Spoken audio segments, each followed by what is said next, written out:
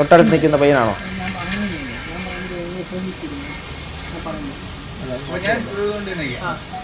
തൊഴുതുകൊണ്ട് തന്നെ നിൽക്കണം. അമ്മ കുട്ടിയെ കൊണ്ട് അപ്പി ഇടിക്കുന്നത് പോലെ ഒരു ആൽബമെങ്കിലും പുറത്തിറങ്ങുമോ? ഹലോ ഗൈസ്, വെൽക്കം, വണക്കം. കണ്ണേ കൺമണിയേ ഉന്നോട് ശരണാകിരേ.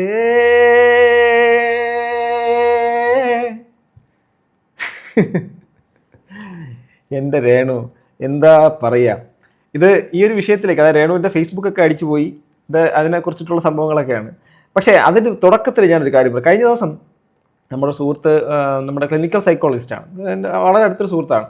അപ്പോൾ നമ്മളിങ്ങനെ സംസാരിക്കുന്നതിൻ്റെ കൂട്ടത്തിനകത്ത് സോഷ്യൽ മീഡിയയുടെ കാര്യങ്ങളൊക്കെ ഇങ്ങനെ സംസാരിച്ചപ്പോൾ പുള്ളിക്കാരനോട് പറഞ്ഞ കുറച്ച് കാര്യങ്ങളുണ്ട്. അതിനകത്ത് ഈ രേണുസുതിയും അതിൻ്റെ ചർച്ചയ്ക്കിടയ്ക്ക് വന്നത്. രേണുസുതി മാത്രമല്ല, വേറെ കുറച്ച് ആൾക്കാരൊക്കെ ഉണ്ട്. ഇപ്പോൾ റീസെൻ്റായിട്ട് ഈ സബ്സ്ക്രിപ്ഷൻ്റെ പരിപാടികളെ കുറിച്ചൊക്കെ അവിടെ ആ പുള്ളി എൻ്റെ അടുത്ത് പറഞ്ഞൊരു കാര്യം അറിയാമോ?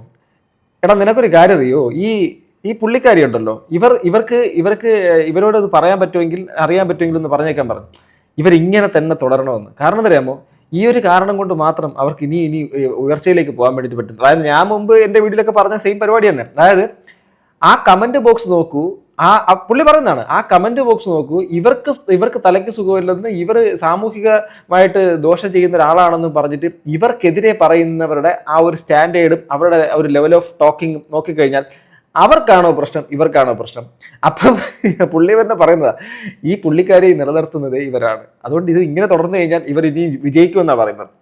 അത് ഓക്കെ, അതിപ്പോൾ ഓരോരുത്തർക്ക് ഓരോ സെൻസിലെടുക്കാം. ഞാനിപ്പോഴും രേണുവിനെ വിമർശിക്കുന്നവർ അവരുടെ വ്യക്തിപരമായ വിമർശനങ്ങളെന്നേ ഞാൻ പറയുന്നുള്ളൂ. അതൊക്കെ അവരുടെ വ്യക്തിപരമായ ഇഷ്ടങ്ങൾ തന്നെയാണ്. ഞാൻ അതിനകത്തൊന്നും കയറി തലയിടുന്നില്ല. പക്ഷേ എങ്കിലും പറഞ്ഞ കാര്യം നിങ്ങളടുത്ത് ഞാൻ പറയുമല്ലോ. എന്തായാലും നമുക്ക് രേണുവിൻ്റെ വിഷയത്തിലേക്ക് വരാം. എന്താണ് രേണുവിന് കല്യാണമൊക്കെ അറിഞ്ഞോ? രേണുവിൻ്റെ കല്യാണമൊക്കെ ആയി, കല്യാണ ചെറുക്കൻ്റെയൊക്കെ സംഭവങ്ങളൊക്കെ ഇന്ന് ഞാനിപ്പോൾ പുറത്തു വിടും, നോക്കിക്കോ.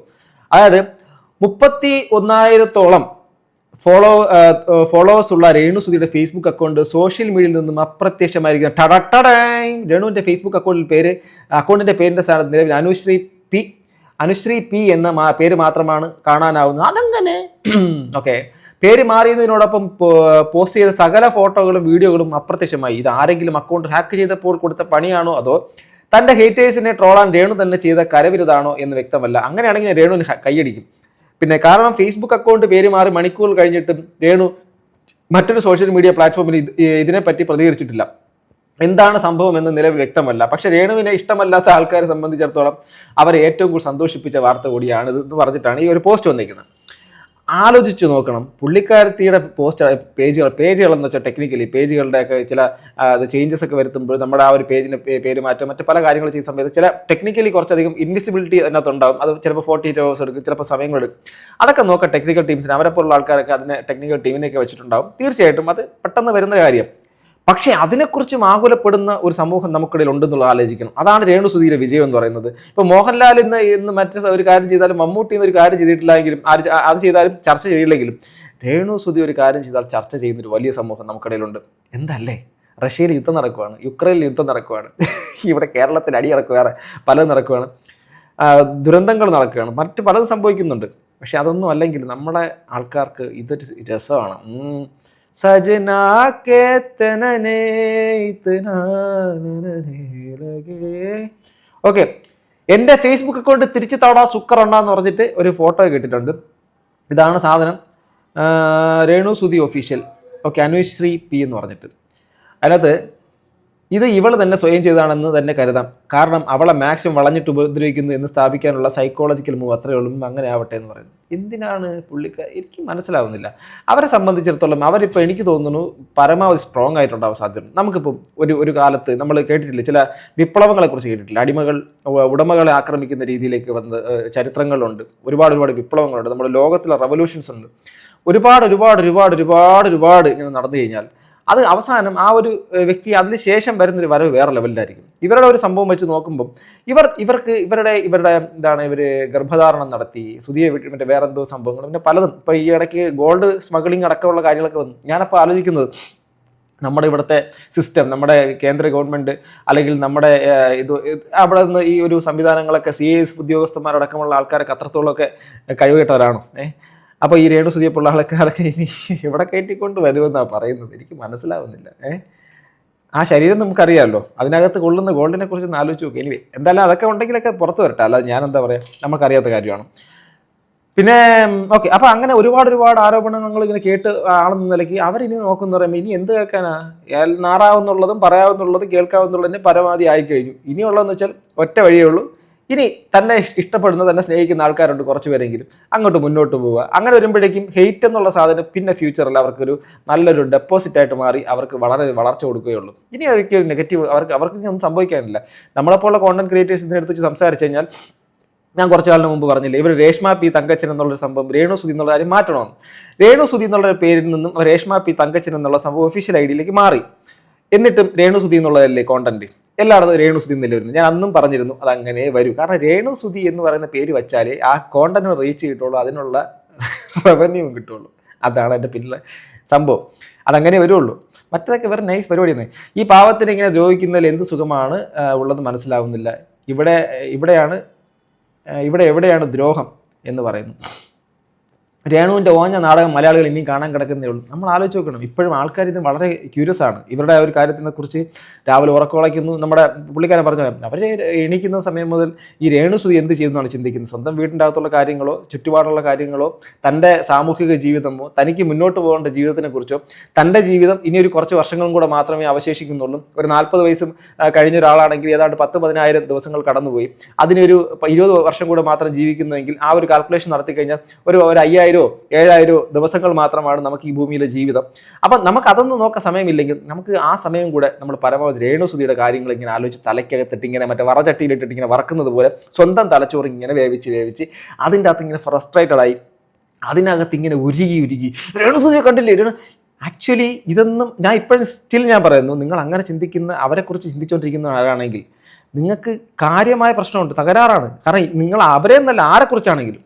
അപ്പം നമ്മൾ അവരെ തന്നെ ഇങ്ങനെ ചിന്തിച്ചുകൊണ്ടിരിക്കുമ്പോഴേക്കും അവർക്കത് ഗുണം മാത്രമേ ഉണ്ടാക്കുന്നുള്ളൂ. നിങ്ങൾക്ക് താല്പര്യമില്ല, വിട്ടുകളയുക, ജസ്റ്റ് നോട്ട് ഇൻട്രസ്റ്റഡ്. നിങ്ങൾ ആ ഒരു സാധനം സ്കിപ്പ് ചെയ്യുക, അത് കാണാതിരിക്കുക, മറ്റെന്തെങ്കിലും നല്ല സംഭവങ്ങൾ കാണാൻ ശ്രമിക്കുക. അപ്പോൾ ഇത് നിങ്ങൾ വീണ്ടും കാണുന്ന തരത്തിലേക്ക് വരുന്ന സമയത്ത് അത് അവർക്ക് ഗുണമായിട്ട് മാത്രമാണ് മാറുന്നത്. നിങ്ങൾക്ക് അവരെ ഇഷ്ടമല്ല, പക്ഷെ നിങ്ങൾക്ക് അവരെ ഇഷ്ടമില്ലാത്ത ആ ഒരൊറ്റ കാരണമാണ് അവരുടെ വളർച്ചയ്ക്ക് കാരണം.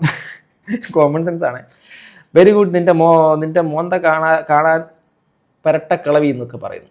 പേടിക്കണ്ട, എല്ലാ പ്രതിബന്ധം തരണം ചെയ്ത് രേണു തിരിച്ചു വരും നിങ്ങൾക്ക് എല്ലാവർക്കും വേണ്ടി എന്നൊക്കെ പറഞ്ഞു. നനച്ച വണ്ടി നനച്ച നേരത്ത് തേങ്ങ അതും മറന്നുപോയി എന്നൊക്കെ പറഞ്ഞിട്ട് എല്ലാവരും സംഭവം. ഇനിയിപ്പം രേണുസുധിയുടെ നമ്മുടെ കള്ളക്കാമുകനെ കാണണ്ടേ. രേണുസുധിയുടെ അല്ല പുറത്ത് വരില്ലെന്ന് വിചാരിച്ചു. പുറത്ത് വിട്ടേക്കുവാണേ, നോക്കിക്കോളണേ. സാധാരണക്കാരിയെ പോലെ അമ്പലത്തിൽ നിന്നും തൊഴുന്ന രേണുസുധി. തൊട്ടടുത്ത് നിൽക്കുന്ന പയ്യനാണോ?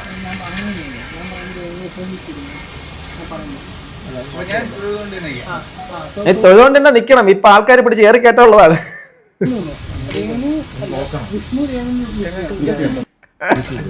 ഇന്ന് മൊത്തം ഈ പുള്ളിക്കുള്ളതായിരിക്കും. വിഷ്ണുവിനോടൊപ്പം അമ്പലത്തിൽ പ്രാർത്ഥിക്കാൻ എത്തി രേണു. ഓക്കെ, വിഷ്ണു ആരാ? ആ വൃത്തികെട്ട ജന്തുവിന്റെ മോന്ത കണ്ടാൽ അന്നത്തെ കാര്യം പോക്കാം. ഈ കൂതറ നടിയോ എന്തോ നടി, സെപ്റ്റിക് ടാങ്ക് രേണു കുണി. നമ്മുടെ കൾച്ചറാണേ. നമ്മൾ ഈ കമന്റ് ഇടുമ്പോൾ നമ്മുടെ കൾച്ചർ ചിന്തിക്കണേ, അടിപൊളിയാണ്.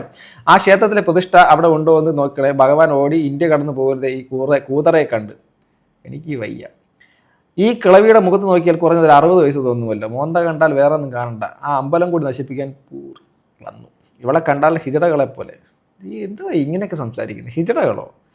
ഓക്കെ, നമ്മുടേതായ കാരണങ്ങളാലല്ലാതെ ഒരാളുടെ ജെൻഡർ മറ്റുള്ള പരിപാടികളൊക്കെ അത് ഒരു അവസ്ഥയാണ്. അവരെങ്ങനെ ആക്ഷേപിക്കാമോ?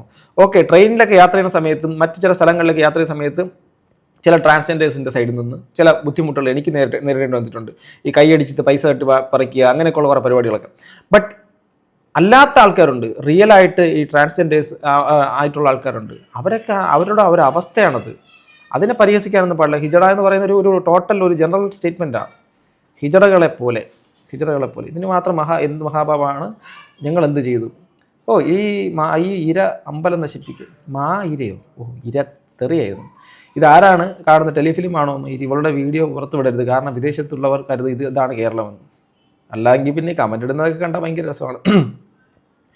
അമ്മ കുട്ടിയെ കൊണ്ട് അപ്പിയിടിക്കുന്നത് പോലെ ഒരു ആൽബമെങ്കിലും പുറത്തിറങ്ങുമോ? എന്തൊക്കെയാണ്? ഓക്കെ, സംഭവം അവരോടുള്ള ഹെയ്റ്റാണ് ഇത്. എന്തോ ഒരു ചെറിയ എന്താണ് ആൽബമോ മറ്റെന്തെങ്കിലും ഷൂട്ട് എന്തോ ആണ്. അപ്പം അതൊക്കെ ഉള്ളൂ. ഇനി അടുത്ത് ബാക്കി കേൾക്കാം.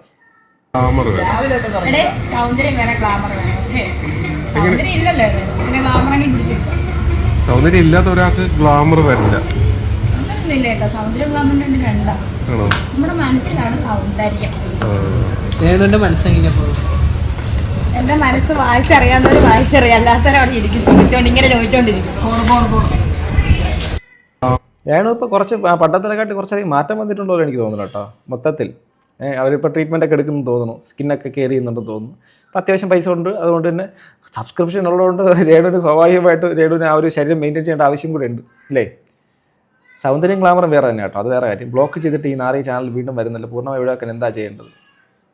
അറിഞ്ഞാൽ എനിക്കും കൂടി പറഞ്ഞു തരണേ. കമ്പിൽ തുണി ചുറ്റിയ കോലം കണ്ണ് കിട്ടാൻ പോകാൻ കുറേയധികം അപരാധി തുനിഞ്ഞാൽ നിർവ്വാണമില്ലെന്നൊരു ചൊല്ലുണ്ട്. 60 കഴിഞ്ഞവൾ കുഞ്ഞുടുപ്പും ഇട്ട് എല്ലാം പ്രദർശിപ്പിച്ച് നടക്കുന്നു. ഇമാതിരി വേഷം കെട്ടുകാരെ മുഖപുസ്തകത്തിൽ പരസ്യപ്പെടുത്താൻ എന്താണൊരു പോംവഴി? ആൾക്കാരൊക്കെ ഭയങ്കര കൂലങ്കുശമായ ചിന്തയിലാണ്. നാട്ടുകാർ പലതും പറയും, എനിക്കൊന്ന് പറഞ്ഞ അതീവ ഗ്ലാമർ ലുക്കിൽ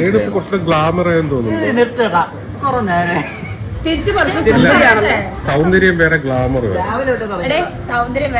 വേറെ. ഓക്കെ ഇത് തന്നെ പറയുന്നത്. മാന്യമായ വേഷം ധരിക്കൂ. ഈ മൂന്നയുടെ കുറേ ഭാഗങ്ങൾ എന്തിന് നാട്ടുകാരെ കാണിക്കും? എന്തിനു കാണണം അല്ലേ?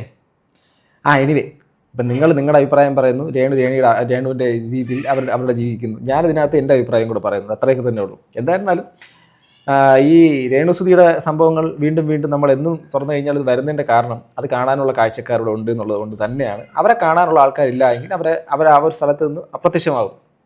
നമ്മുടെ സോഷ്യൽ മീഡിയക്കകത്ത് പല കാലത്തും പല സമയങ്ങളിലും പല സ്റ്റാറുകളുണ്ടായിരുന്നു. ആ സ്റ്റാറുകളൊക്കെ ആ സമയങ്ങളിൽ ചിലപ്പോൾ ഈ കോളുകളൊക്കെ സൃഷ്ടിച്ച ആൾക്കാർ തന്നെയായിരുന്നു. എന്തുകൊണ്ട് അവർ പിന്നെ ആ സ്ഥലത്തില്ല എന്ന് ചോദിച്ചാൽ അവർ ശരിക്കും പറഞ്ഞാൽ അവിടെ നിലനിൽക്കാൻ വേണ്ടിയിട്ട് വേറെ ഒന്നും ചെയ്യാത്തതുകൊണ്ടായിരിക്കാം. എന്നാൽ രേണുസുതിയെ സംബന്ധിച്ചിടത്തോളം രേണുസുതി ഇടുന്ന ഓരോ ദിവസവും മറ്റ് പല ചാനലുകളുടെയും ഇതിൽ നിന്ന് വരുന്ന ഹാൻഡിലുകളിൽ നിന്ന് വരുന്ന സംഭവത്തിൻ്റെ താഴെ വീഡിയോ ഇടുന്ന സമയം മുതൽ അല്ലെങ്കിൽ പോസ്റ്റ് ഇടുന്ന ഓൺ ദ സ്പോട്ട് മുതൽ ഹെയ്റ്റ് ക്യാമ്പയിൻ ആദ്യം നടത്തും. അപ്പോൾ എന്ത് ചെയ്യും? അൽഗോരിതം നോക്കുമ്പോഴേക്കും അൽഗോരിതത്തിന് മനസ്സിലാക്കാൻ വേണ്ടിയിട്ട് പറ്റും നല്ല ട്രാക്ഷൻ ഉണ്ട്, നല്ല രീതിയിൽ ഈ സാധനത്തിന് പിക്കപ്പ് ചെയ്യാനുള്ള സംഭവം ഉണ്ട്, ആൾക്കാർ അത്രയുണ്ട്. അതിന് വേറെ രീതി ചിന്തിക്കത്തില്ല. അതങ്ങോട്ട് ഇവരെ ഹെയ്റ്റ് ചെയ്യുന്നവരെയും ഇവരെ ഇഷ്ടപ്പെടുന്നവരെയും എല്ലാവരുടെ മുമ്പിലേക്ക് ഇട്ട് കൊടുക്കും. പിന്നെ കുറച്ച് പുതിയ ആൾക്കാരുടെ മുമ്പിലേക്ക് ഇട്ട് കൊടുക്കും. അവരെന്താ സംഭവം എന്നറിയാൻ വേണ്ടിയിട്ട് അവർ വന്ന് കണ്ടു തുടങ്ങും. ഈ ഹെയ്റ്റ് ചെയ്യുന്ന ആൾക്കാർ അതിൻ്റെ താഴെ കമൻ്റ് ഇട്ട് നിറച്ച് തെറി വളർന്നുകൊണ്ടിരിക്കും. ഇവരെവിടെ ഇരുന്ന് വീണ്ടും അടുത്ത വീഡിയോ ഷൂട്ട് ചെയ്തുകൊണ്ടിരിക്കുന്നതായിരിക്കും. അടുത്ത സാധനം വീണ്ടും വരും, ഇവരെല്ലാവരും അങ്ങോട്ട് പോകും. ആരാ ശരിക്കും ബുദ്ധിമാൻ അല്ലെങ്കിൽ ബുദ്ധിമതി? ഇവർ തന്നെയാണ് ബുദ്ധിമതി. ഇവർ ഈ സാധനം ഇട്ട് കൊടുക്കുന്നു, അതിനകത്ത് കയറി പിടിക്കുന്നു. നമ്മളിപ്പോൾ മീൻ പിടിക്കാൻ വേണ്ടി കുളത്തിലേക്ക് പോകുന്നു അല്ലെങ്കിൽ ആറ്റിലേക്ക് പോകുന്നു. അവിടെ നമ്മൾ ഇര കൊരുത്തിട്ട് നമ്മൾ ഇട്ട് കൊടുക്കും. അവിടെ ഇട്ട് കൊടുക്കുന്ന സമയത്ത് ചില ബുദ്ധിമാനായിട്ടുള്ള മീനുകളൊന്നും അതിൽ ചെന്ന് കൊത്തത്തില്ല. എന്നാൽ ചില മീനുകൾ ഇത് കാണേണ്ട താമസം ഓടിപ്പോയി കൊത്തും, പിടിച്ച് കൊണ്ട് ശ്വാസം വെട്ടി അതിൻ്റെ ജീവൻ തന്നെ നഷ്ടപ്പെടുന്നൊരവസ്ഥയുണ്ട്. നമ്മളെന്ത് ഞം അടിക്കും. സത്യമല്ലേ? അതുപോലെ തന്നെ അവരുടെ ഇരയിൽ നിങ്ങൾ ചെന്ന് വീഴണോ വേണ്ടെന്ന് നിങ്ങൾ തീരുമാനിക്കും. അവർ ചെയ്യുന്നത് ചിലപ്പോൾ നിങ്ങൾക്ക് ഇഷ്ടപ്പെടാത്ത കാര്യങ്ങളായിരിക്കാം. അവർ കാണിച്ചു കൊണ്ട് നടക്കുന്നു. അവർ ഇതാണോ ഒരു സ്ത്രീ, ഇങ്ങനെ ആവണോ എന്നൊക്കെ ചോദിച്ചു. കുറച്ച് നാൾ മുമ്പ് വരെ സുധീരെ പേരായിരുന്നു, ഇപ്പം അതില്ല. അപ്പോൾ പിന്നെ ആ പറച്ചിൽ നിന്നു. അതിനുശേഷം ഈ സ്ത്രീയെ കാണാതിരിക്കാൻ എന്ത് ചെയ്യണമെന്ന് നമ്മൾ ചിന്തിക്കേണ്ടത്, നമ്മളത് പറയുമ്പോൾ നമ്മളെ കണ്ണാടിയിൽ പോയി നോക്കണം. ഇത് കാണുന്നതാരാ? സോ ഗൈസ്, ഞാൻ പറയുന്നത് ഇന്ന് രാവിലെയും കൂടി ഒരു വാർത്ത കണ്ടു. അതായത് ഒരു കൊച്ചു കുഞ്ഞ്, അഥവാ ഏറ്റവും ലോകത്തിലാണോ ഇന്ത്യയിലാണോ ഏറ്റവും പ്രായം കുറഞ്ഞ അവയവദാതാവ് ഒരു കൊച്ചു കുഞ്ഞ്, എൻ്റെ മസ്തിഷ്ക മരണം സംഭവിക്കുന്നു. ആ കൊച്ചു കുഞ്ഞിൻ്റെ ശരീരഭാഗം മറ്റൊരു കുട്ടിയിലെ ഇത് വെച്ചു. അതും ഒരു കുട്ടി മറ്റൊരു മതം, വേറൊരു കുട്ടി മതം, 2 മതങ്ങളാണ്, ഹിന്ദുവും ക്രിസ്ത്യനാണെന്ന് വിശ്വസിക്കുന്നു. ആലോചിച്ച് നോക്കണം. കാലഘട്ടത്തിൽ ഇത്രയും വലിയ മാറ്റം സയൻസും മറ്റുള്ള കാര്യങ്ങളെ കൊണ്ടുവരുന്നു. നമ്മൾ ഇതിൻ്റെ അപ്പുറത്തേക്ക് സഞ്ചരിക്കാനും ചിന്തിക്കാനുള്ള കാലമായി. ആർട്ടിമിസ് പോലുള്ള ദൗത്യങ്ങളിൽ നമ്മൾ ഇപ്പോഴും ഈ മനുഷ്യരാശിക്ക് ഇനി അടുത്തൊരു പാർപ്പിടം അല്ലെങ്കിൽ നമുക്ക് കുറേ കാലം കഴിയുന്ന സമയത്ത് കുറേന്ന് വെച്ചാൽ ഒരുപാട് മില്യൺ കണക്കിന് വർഷം കഴിഞ്ഞിട്ടാണ് ഈ സൂര്യൻ്റെയൊക്കെ വലിപ്പം കൂടി നമ്മളെല്ലാവരും ഈ സോളാർ സിസ്റ്റം നഷ്ടപ്പെടും, ഇല്ലാതാകും. അതിനു മുമ്പെങ്ങാനും വല്ല ഏലിയൻസോ വല്ലോ നമ്മളെ കാണുന്നെങ്കിൽ അന്നത്തോടെ നമ്മുടെ വംശത്തിൻ്റെ ആയിരുന്നു തീരുമാനമാകും. അപ്പം അങ്ങനെയൊക്കെ അത്രത്തോളമൊക്കെ ദുർബലമാണ് നമ്മൾ. ഒരിക്കലും നമ്മൾ ഈ ഭൂമിയിൽ ജീവിക്കുന്ന നമ്മൾ ഭയങ്കര ശക്തരൊന്നുമല്ല. നമ്മൾ വളരെ ദുർബലരാണ്. നമുക്ക് സർവൈവ് ചെയ്യാനുള്ളൊരു കാര്യം നമ്മുടെ ഓരോ ദിവസം കൂടുന്തോറും അതിനുള്ള പ്രതിഭാസങ്ങളും പ്രകൃതി ദുരന്തങ്ങളും മറ്റ് പല കാര്യങ്ങളും നമുക്ക് ഈ പ്രതികൂലമായി കൊണ്ടുവരുന്ന ഒരു കാലഘട്ടത്തിൽ നിങ്ങൾക്ക് ഏറ്റവും ചെയ്യാൻ വേണ്ടിയിട്ട് പറ്റുന്ന ഒരു പരിപാടി, ഈ ഭൂമുഖത്ത് ജീവിക്കാൻ കിട്ടിയിട്ടുള്ള ഈ നിമിഷങ്ങൾ എൻജോയ് ചെയ്യും, ആസ്വദിക്കും. അവരവരുടെ ജീവിതം ആസ്വദിക്കുന്നു. നിങ്ങൾ അവരുടെ പുറകെ നടന്നുകൊണ്ട് നിങ്ങൾ ഫ്രസ്ട്രേറ്റഡ് ആയിട്ട് നിങ്ങളുടെ മൈൻഡിനെ നിങ്ങൾ ഡിപ്രസ്ഡ് ആക്കുന്നു. എന്തിന്? നിങ്ങളുടെ മനസമാധാനം കൊല്ലാതിരിക്കും. നിങ്ങൾക്കിപ്പം ഇതിലൊരു മനസമാധാനം കിട്ടുന്നു, ഇവരെ തെറി പറയുമ്പോൾ നിങ്ങൾക്ക് കുറച്ച് മനസമാധാനം കിട്ടുന്നു, ഇവരെ കാണുമ്പോൾ മാത്രമാണ് നിങ്ങൾക്ക് മനസമാധാന കുറവ് വരുന്നതെങ്കിൽ കുറേ ആൾക്കാർ ഇതിനെക്കാട്ടിലും അപ്പുറമുള്ള ആൾക്കാർ കാണിക്കുന്നുണ്ട്. അവരെ നിങ്ങൾ കണ്ടു കഴിഞ്ഞാൽ നിങ്ങളുടെ ഒരു ദിവസം മൊത്തം ഇങ്ങനെയുള്ള ആൾക്കാരുടെ പുറകെ നടന്നു പോകും. അതിനെക്കാട്ടിലും ബുദ്ധിപരമായി ചിന്തിച്ച് കഴിഞ്ഞാൽ നിങ്ങൾ നിങ്ങളുടെ കാര്യങ്ങളിലേക്കും ചുരുങ്ങി നിങ്ങളുടെ സ്വന്തം സന്തോഷത്തിലെ മനസമാധാനത്തിന് വേണ്ടിയിട്ട് ടൈം കണ്ടെത്തി കഴിഞ്ഞാൽ എന്ത് രസമായിരിക്കും എന്ന് പറയുമ്പോൾ ജീവിതം. ഒന്ന് യാത്രയൊക്കെ പോയി നമ്മുടെ ചുറ്റുപാടുള്ള സ്ഥലങ്ങളൊക്കെ ഒന്ന് കണ്ട് മറ്റ് പല കാര്യങ്ങളും ആക്ടിവിറ്റീസിലേക്കൊക്കെ പോയി. ഒരു രേണുസുതി അല്ല നമ്മുടെ ലൈഫ്. നിങ്ങൾ ചിന്തിക്കണം. ഞാൻ രേണുസുതിയെക്കുറിച്ച് പറയുന്ന ആ ഒരു പേരായതുകൊണ്ടാണ്, അല്ലെങ്കിൽ വേറൊരാൾ. നിങ്ങൾ അവരുടെ പേരിലേക്ക് മാത്രം ചുരുങ്ങാതെ നിങ്ങളിലേക്ക് ഒന്ന് തുറന്നു നോക്ക്. ഒന്ന് അല്പം മെഡിറ്റേഷൻ പറ്റുമെങ്കിൽ അങ്ങനെയൊക്കെ ചെയ്യും. അല്ലെങ്കിൽ എന്തെങ്കിലുമൊക്കെ ചെയ്യും. ഒരു നിങ്ങൾക്ക് സെൽഫായിട്ടൊരു ഗോൾ സെറ്റ് ചെയ്തിട്ട് നിങ്ങളുടെ ലൈഫിനെ സെറ്റാക്കാനുള്ള വഴി നോക്കുക. ഇത് പറയുന്നത് വെച്ചാൽ ഒരു 10 വർഷം അല്ലെങ്കിൽ 20 വർഷം നിങ്ങൾ ചിന്തിക്കുക, നിങ്ങൾ എത്ര കാലം കൂടെ നിങ്ങൾ ഈ ഭൂമി ജീവിക്കും. ഇത് കാണുന്ന ഒരാൾ 40 വയസ്സ് മാത്രം അല്ലെങ്കിൽ 50 വയസ്സ് മാത്രം പ്രായമുള്ള ആൾ എത്ര കാലം കഴിഞ്ഞ് ജീവിക്കും? 100 കൊല്ലത്തിന് ശേഷം നിങ്ങളോ ഞാനോ ഈ ഭൂമുഖത്ത് ഉണ്ടാവില്ലെന്നേ, ഉറപ്പല്ലേ? എത്ര കാലം കൂടെ ജീവിക്കും? നിങ്ങൾ അത് മാത്രം ചിന്തിച്ചാൽ എത്ര കാലം കൂടെ ജീവിക്കും? നിങ്ങൾ ചോദിക്കേണ്ട ഒറ്റ ചോദ്യം നിങ്ങളോട്. നിങ്ങൾ എഴുതി കണക്ക് കൂട്ടുക. 365 ദിവസമുണ്ട്. 365 കാലുവിട്. 365 ദിവസം വെച്ചിട്ട് 10 വർഷം കൂട്ടിയാൽ 3650 ദിവസം. അപ്പം ആ ഒരു കാൽക്കുലേഷൻ വെച്ചിട്ട് 4 × 4 നോക്കിയാൽ എത്രയായി? 40 വയസ്സ് കൂട്ടി എത്രയായി? 3653, 6 6 12, ഒരു 12,000, ഒരു 13,000 അല്ലേ? 13,000 ദിവസം. ഇനി ഒരു 40 വർഷം കൂടെ ജീവിക്കുമെങ്കിൽ എന്നെ സംബന്ധിച്ച് 40 ഇല്ല, അടുത്ത ദിവസങ്ങൾ ഞാൻ അങ്ങനെ ചിന്തിക്കുന്നത്. എങ്കിലും ചിലപ്പോൾ ഒരു 20 വർഷം കൂടെ ജീവിച്ചെന്ന് വിചാരിച്ചോ. ഏതാണ്ട് വാർദ്ധക്യാവസ്ഥയെ കൂടി ചുമയും പിടിച്ച് കണ്ണ് കണ്ടുകൂടാത്ത അവസ്ഥയിലേക്ക്, ചെവികൾ കൂടാത്ത അവസ്ഥ, മാരക രോഗങ്ങളൊക്കെ പിടിക്കേണ്ട സാഹചര്യങ്ങളിലേക്ക് എത്തുന്ന ഒരു 20 വർഷം. ആ 20 വർഷത്തിന് തന്നെ എത്ര? 3650 + 3650, ഏതാണ്ട് 3500, 7000 ദിവസത്തിനപ്പുറം. 7000 ദിവസമാണ്. അതിൽ ഉറക്കമുണ്ട്, മറ്റ് പല കാര്യങ്ങളുണ്ട്, രോഗങ്ങളുണ്ട്, അസുഖങ്ങളുണ്ട്, മറ്റ് പല പ്രശ്നങ്ങളുണ്ട്. നമ്മൾ ഇന്നിരിക്കുന്ന നമ്മുടെ എല്ലാ യൗവനവും മറ്റുള്ള കാര്യങ്ങളും നഷ്ടപ്പെട്ട് വാർദ്ധക്യത്തിൻ്റെ പടിയിൽ അങ്ങ് കിടക്കും. ആ സമയത്ത് റിഗ്രറ്റ് ചെയ്യാതിരിക്കണം. കാരണം അന്ന് പോയി അവിടെ നിൽക്കുന്ന സമയത്ത് ഈ പുറകോട്ടുള്ള ദിവസങ്ങളിൽ ഇങ്ങോട്ട് വന്നപ്പോൾ എന്തിനാണാവോ ഇത്രയും നല്ല സമയങ്ങളല്ല ഈ കണ്ടവരുടെ കാര്യം നോക്കി നമ്മൾ ജീവിതം നശിപ്പിച്ചതെന്ന് ചിന്തിക്കുന്ന ദുരവസ്ഥ നിങ്ങൾക്ക് ഉണ്ടാവാതിരിക്കട്ടെ. ലൈഫ് ഭയങ്കര അടിപൊളിയാണ്. ജീവിക്ക്. നിങ്ങൾക്ക് വേണ്ടി ജീവിക്ക്. കണ്ടവരുടെ കാര്യം ആലോചിച്ച് നിങ്ങൾ തലപുണ്ണാക്കി നിങ്ങളുടെ ലൈഫിനെ നശിപ്പിക്കരുത്. ഞാനീ പറയുന്നത് നിങ്ങളെ കുറ്റപ്പെടുത്തിയല്ല. നിങ്ങൾ ആരും ചിന്തിക്കുന്നില്ല. ചില ആൾക്കാരെങ്കിലും ചിന്തിക്കുന്നില്ല. അവരിങ്ങനെ ഫ്രസ്ട്രേറ്റഡ് ആയിട്ട് സോഷ്യൽ മീഡിയയ്ക്കകത്ത് ഇങ്ങനെ ഇങ്ങനെ പറഞ്ഞു നടക്കുക. അതുകൊണ്ട് നിങ്ങൾക്ക് ഒരു ഉപകാരമില്ല. നിങ്ങളുടെ മാനസിക സമ്മർദ്ദം, നിങ്ങളുടെ മാനസിക നിലവാരം, ഇതൊക്കെ എങ്ങോട്ട് പോകുമെന്ന് ചിന്തിക്കുക. സോ ഗൈസ്, നിങ്ങളുടെ അഭിപ്രായം താഴെ കമൻറ്റ് ബോക്സിൽ. ഇപ്പോൾ അടുത്തൊരു വീഡിയോ വളരെ കണ്ണേ കൺമണിയേ